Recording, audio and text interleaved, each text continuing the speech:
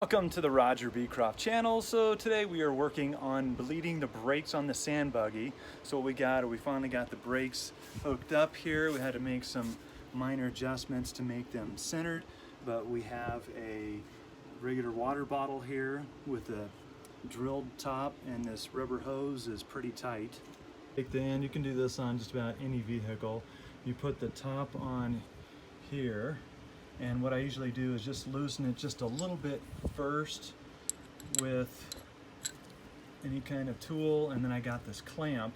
I'll slide this clamp down on here, tighten the clamp up, and then when I turn it, it actually will open it.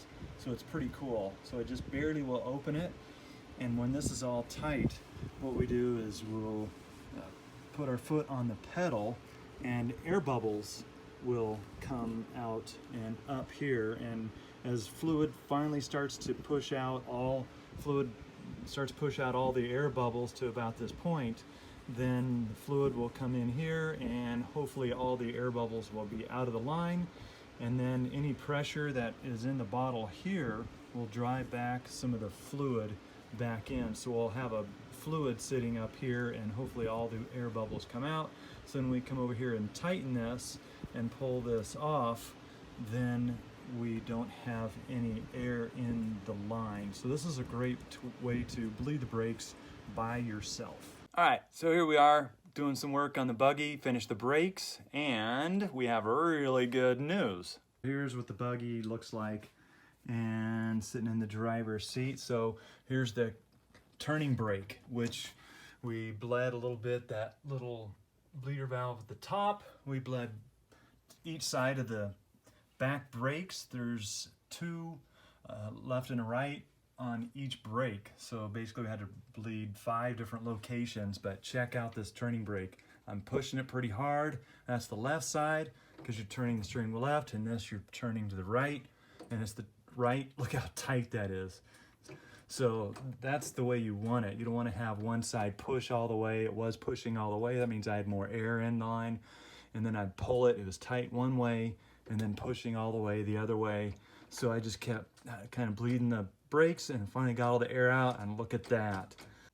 So you don't want air in your lines, because if there's air in your lines, brake lines, air, when it gets hot, it expands.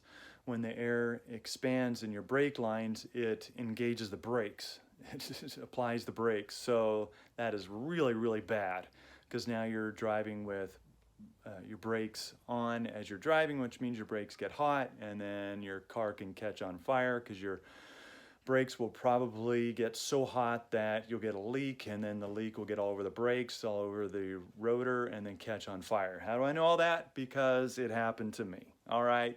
I had a little fire a few years ago in the back of the buggy. We just put it out. It wasn't any big deal. Thank goodness we caught it before it got really bad. But yeah, live and learn. And so you want to make sure that that turning brake, the turning brake is not soft going one way.